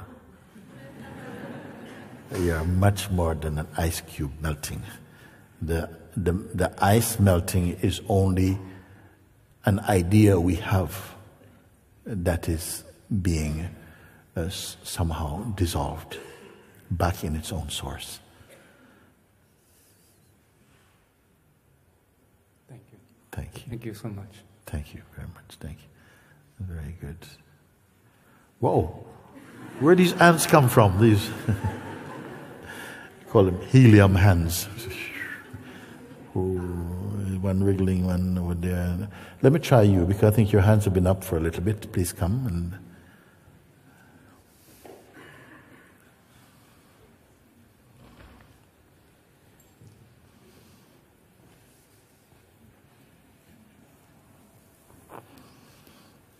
Namaste, Guruji. Hello. Namaste. Namaste. I love you. I wanted to I say love you thank too. you for everything. Thank you. And You can take the microphone up a little bit if you want. You can go up there. Yes, thank you. there is a deep urge to expose arrogance Okay. that I wanted to come out to expose it. Yes. It felt like bouncing inside something. But it is perceived. Yes. And I wanted to use this chance to come and expose it. Very good. It is very good because, in all manifest beings, there is ignorance for a while. But when ignorance is combined with arrogance, a great darkness comes like that. And we should never think we are not arrogant, actually. I think arrogance is very, very subtle and can be very gross, but when someone steps forward and say, I want to expose this, I think it's very good to step it and to say, look, there's kind of arrogance here, and it kind of wants to compete, it wants to kind of show something, but I know it's not me. But even knowing it's not me, it doesn't just vanish, but somehow I want to really confess that I know that it's not what I am, but for some reason it still keeps hanging around. And Because it leads to situations when someone says something, and I start to say, "Oh yes, there is this I that knows," and starts to explain, and sometime later I find myself that words coming out of emptiness that is just saying that these words that you were saying, just keep quiet, don't create, just be nothing. So, but because it was coming up and coming up, so I wanted to use this chance because I don't know if it would be again. So I want just to burn everything. Yes, you have something much more powerful working on your behalf, because you say that I can see this arrogance and I can hear all this, So if that regard and relationship to it, like, I can see that, but not giving energy to it, who is it speaking to, this arrogance, you see? Who is it influencing? Even the one who is being influenced by arrogance, even this one, is it real or imagined? It's changing. It's changing. If it's changing, what witnesses its changefulness, even? Is that itself changing? This is a good contemplation for you, because if you see that that's changing, that's changeful, you have been sitting here in this invitation. So you must yourself have confirmed some things for yourself. That which is it changing? No. And that is your contemplation. Keep coming back to the isness. Has it gone away because these questions have come up? No. Is the isness sort of like shrinking slowly? No. And so what tends to happen is that a reflex is going back to the old regime of what is familiar, the familiar habits of the mind, and the imagined self is creeping in. And this is my advice, is simply to keep just staying at the place of the isness and try and just see what can be confirmed here, rather than going to try and fix a problem which is invented through the mind. This is a much more solid place to be. But it will take a time, because I say often that, my God, you don't realize what you are discovering. The power, this is the power that is going to kill death itself. Can I say this again? The realization that you have experienced is going to kill death itself in you.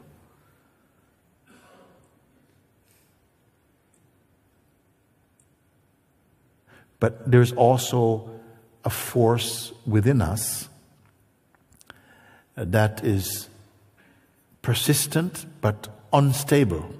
We all know it. That keeps reminding us to be something we are not. You see? But your discovery today, or your discovering today, is going to put an end to that delusive power. So don't doubt that somehow we've done this invitation and, okay, that was a nice exercise, okay, but my real problem is, you understand? Because that's how the mind will behave for a while. But actually, this is why I say, my God, you don't realize the profundity of what you have seen. And this, at Mantisahaja, where we are, I keep on reminding the beings, keep listening to the invitation. That's the antidote to this delusion. You keep listening, and somehow you find that this recognition, because we picked up and learned every bad habit through repetition. Okay? And in a similar way, it is in repetition. If you listen to many of the great spiritual books or spontaneous utterances of sages and fakirs and seers and saints, you'll find often it's repetitive. To just, it's not about learning, but just gradually reawakening that recognition inside yourself. So that I would encourage that you, if some people, they are not good at reading. I am one of them. I don't read many things, okay?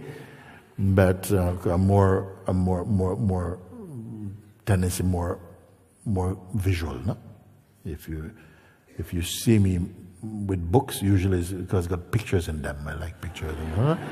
And for some other beings, it's more that they can listen. So it's possible to get the audio of the invitation. You get the book. It's very small. The book is very small. We made it very, very small so that nobody's intimidated, Because when I first found the book, when I was looking, first the experience came, and I wanted to have a greater understanding of what I was experiencing. So I went looking in bookshop for a book. So I always go to the skinny ones because it was too much to go big fat books. And so in the same way, we've prepared the invitation as a very small booklet so that you don't get the impression you have to learn and learn a lot of things. And same with the audio version, you just put and listen, and gradually you follow. And again, you see that all these layers, illusory layers of identification are just falling away because they are not real in the first place. They perpetuate because they go unquestioned. But as soon as a pointing came that could bypass those, said, don't bother go there. Because very often we're giving a lot of attention to things which are no value. It's just habit. And now we say, don't pay attention to this. Just leave this, leave that, leave from it, and start from zero. Come to zero.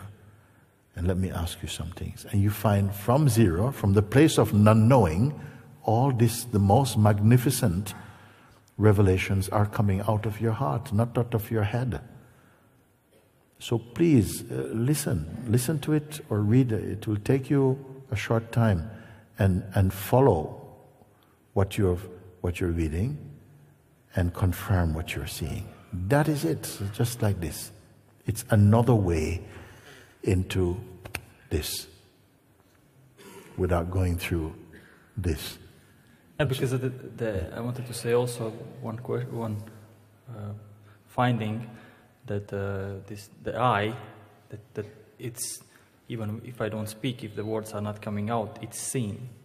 Yes. And at one moment that was very powerful because in the beginning it was given to this I that it is that, but then it was seen almost like inside somewhere that it just comes out. Yes. It's I. Yes. It was not so much power to it, but maybe that's why it was not so easy to see it. Yes. But then does that which sees this emerging I also go by the title of I or not? Also? No, because once I is said, it's already not that. Yeah. Okay. So it comes after. Yes. So it must be the same thing you discovered in the invitation. Yes. Yeah. Wordless space. Still, the feeling I am is perfectly fine if it is not contaminated by too much identification. I am the body, I am my past, I am my projections. Because we have to remember that there is nothing that you can see that just has a fixed meaning. The meaning of a thing does not exist in itself, but in the mind of the perceiver of it. Can you follow what I speak now? Yes. So, for someone, this thing may feel like, it's got this blue writing. Don't touch it. I don't know. Blue is bad luck. Is it true? No, it's not true. For another one, blue is my favorite color. I love it. You see, what does it say about nothing? It's not true. It's simply a belief. And I feel that we are a bit, our minds have become claustrophobic, constipated, too much concepts, too much meaning. And so we're losing the sense of a natural inner space like that. So like this, you've come to a place where now it's beyond the formed or the developed I. Okay, but you can still speak I. Yes. It's not bad, no? Yes. But deeper than that is a deeper awareness there that is earlier than any shape, even the greatest concept of I. It is there. Yes. You see? In the sense I am can happen, but it's more functioning as a kind of impersonal weakness. And in its view comes the sense of the person. But by now, from where you have gone, the person doesn't carry so much charge or so much meaning anymore. It's much more superficial. You see? So you're not going to be troubled by the idiosyncrasies of personhood. Gradually, all of this will fade from you. And so, to the extent that it fades, the light of something, a higher state of consciousness, is exhibiting itself. Just you continue like this. Thank you very much. Thank you. I'm very happy to be here. Thank you. Yes, I'm too also happy for you. Can I say that before going into too many questions, any more questions? We are now, I see one and two people walking, like maybe some people have got very tight schedules, time for trains and so on. But what I would like, rather than to pull this veil of personal questions so early over a seeing that I feel is very profound, and not allow it to get lost in a field of, yes, this. I would ask you again, before we leave this beautiful place, is what you have seen, has it altered in any way?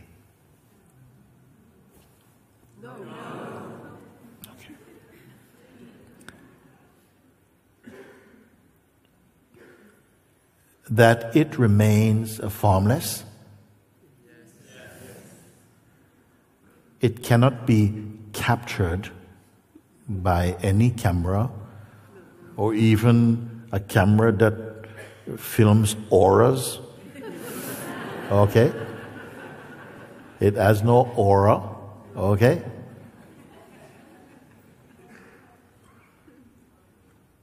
It cannot be depressed or sick. It carries no judgment. It cannot be used against anyone. It cannot be impressed. It does not perceive anyone to be special.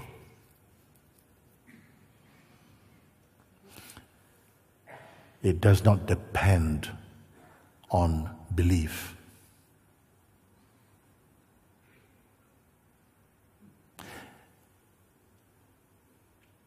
It did not come. It did not arrive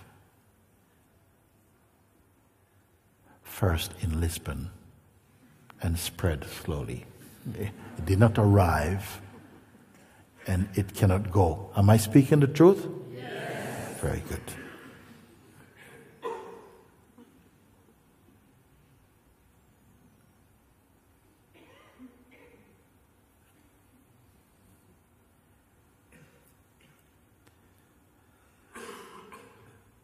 Was it born? Can it die?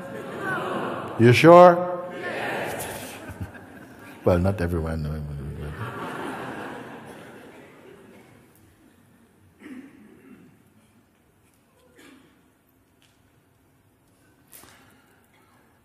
It has taken not much time between my questions and your responses or your answers. It didn't seem that your responses are coming from a place of deep thought and searching and study. It seemed as though it's simply a kind of a knowing. Is it true? Yes. Then I ask this question.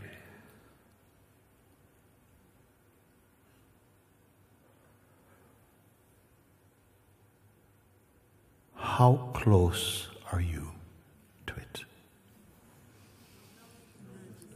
And you say? no distance. So, in my understanding, simple man, okay, it means where I am is where it is. Is true? So may I conclude that if it is no distance,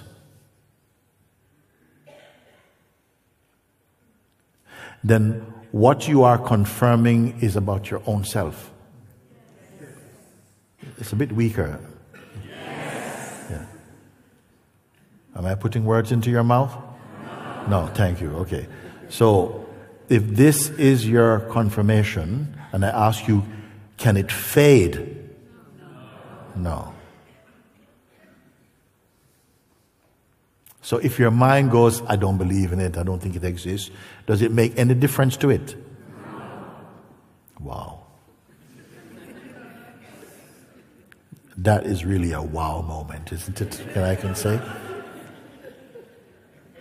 So that as you step away from this hall to go to wherever you've got to go to and whatever, you might say, you know what? What was that all about?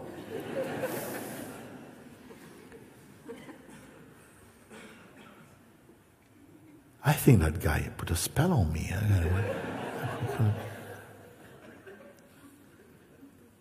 Could it be anything like this? No. Therefore, I may say to all of you who are here physically and to the many of you who are watching via internet or online for this satsang,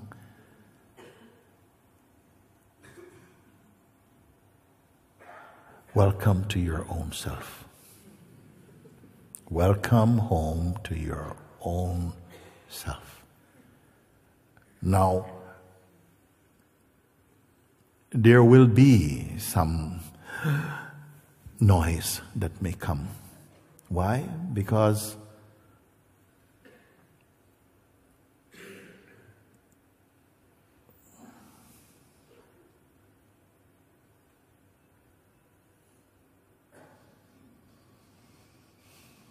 we have picked up many ideas on this journey of life. We have accumulated, acquired, and kept many ideas which have not been in service to the truth of yourself. And without going to diffuse things one by one, the potency and the power of what you have discovered and are discovering will begin to neutralize the poison of personhood. I would like to say to you that it is important to make a stand and an inner commitment to continue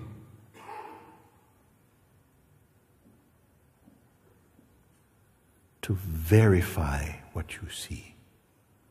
Would that be an unreasonable thing to say to you? No. That if you have found something that is priceless to you, surely you will honor it. If you have fallen in love with someone, deeply in love,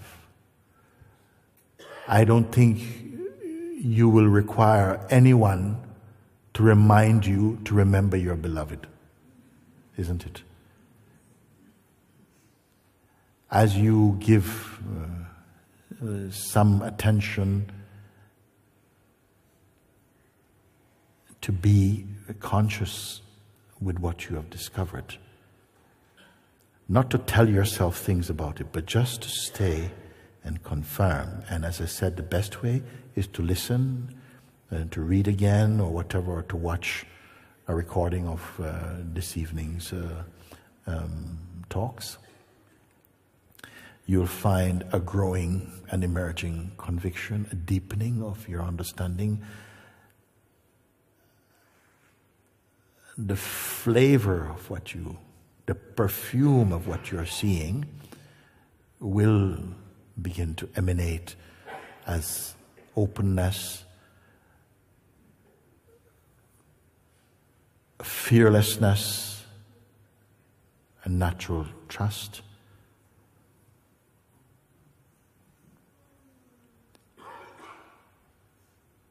A conceptual flexibility, a joy, a peace, an emerging widening of the capacity to love, a lessening of the tendency to judge. All of these things, they come in naturally. All good and noble qualities manifest spontaneously in the awakened heart. It's not that you have to go and develop. They are already one with consciousness. You will discover more and more. This is my joy, that I am not imparting to you a hardship, but a wonderful discovering. It is not for or against anyone.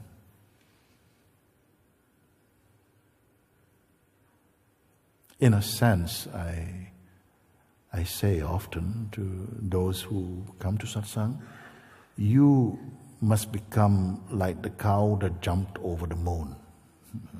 What it means. People say, how can cows jump over the moon? Okay. It simply means here the moon represents the mind and the person.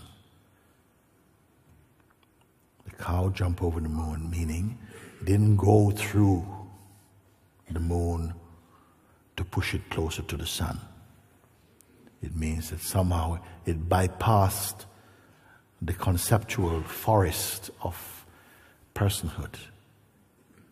It avoided the traps of the personal seeker and re-entered its own source. And the commitment I speak of is not a commitment to me particularly, but just to honor that which you have seen, which I put as the most important discovery in the human kingdom for a human being. And continue to just to look and to confirm what you are seeing. It's not a rebelliousness. It's not a giving up on life. In fact, it is life affirming, but it is true life. This I would encourage, that this flourishes inside your heart and that it spreads through you, this joy and peace and openness and love.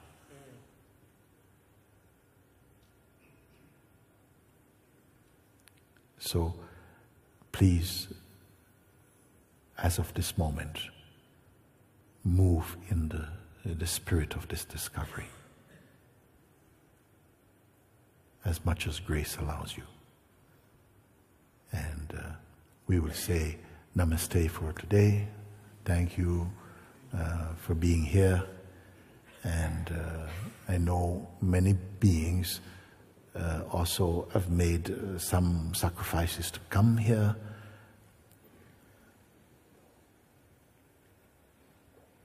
Total power to your seeing.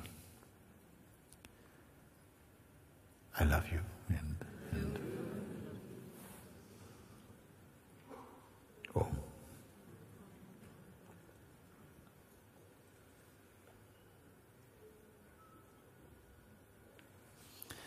I think we have some music today. Come. Just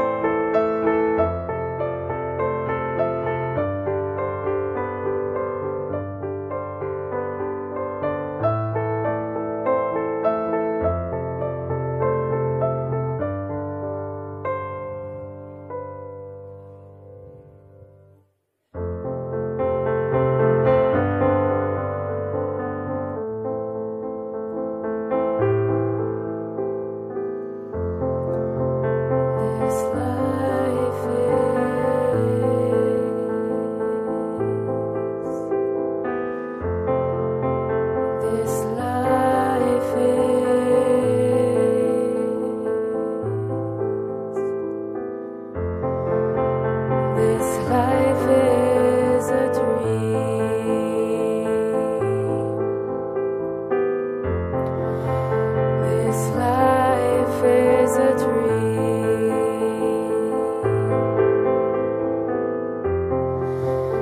It'll be over in the blink of an eye. Remember who you are.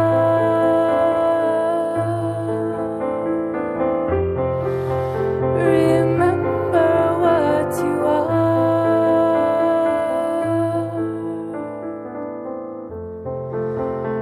Whose life is this?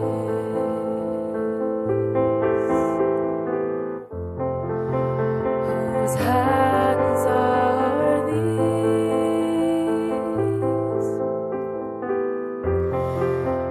Whose voice is this?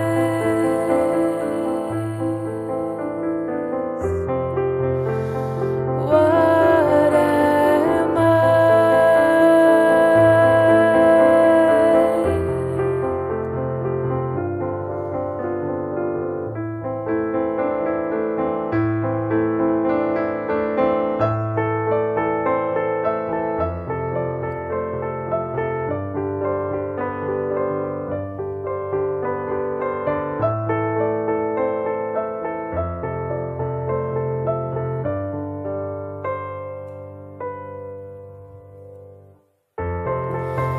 This life is just a dream.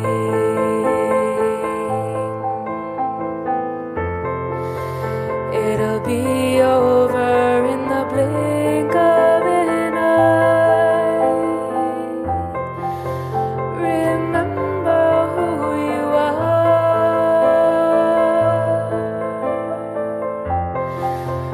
Remember what you are.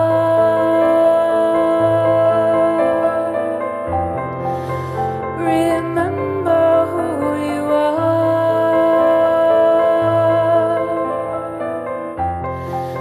Remember what you are.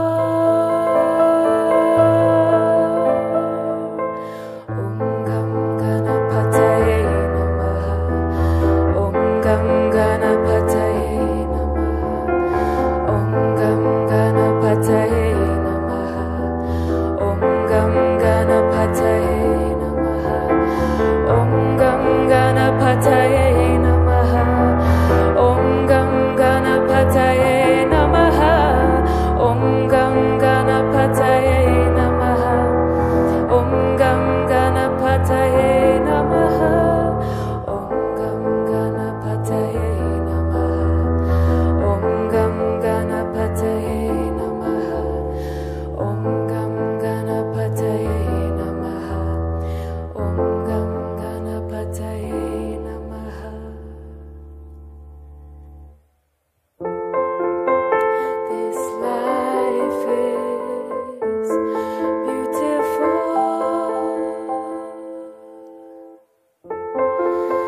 This life is horrible. This life is wonderful. And this life is just a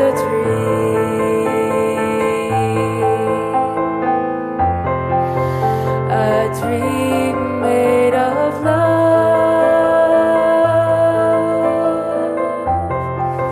Remember who you are.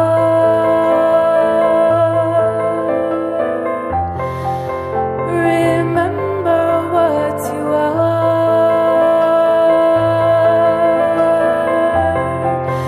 Remember who you are.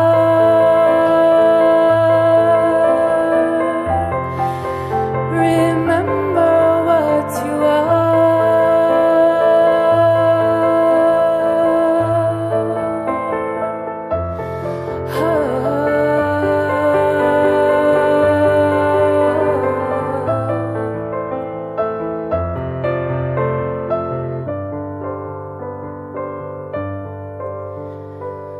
Remember,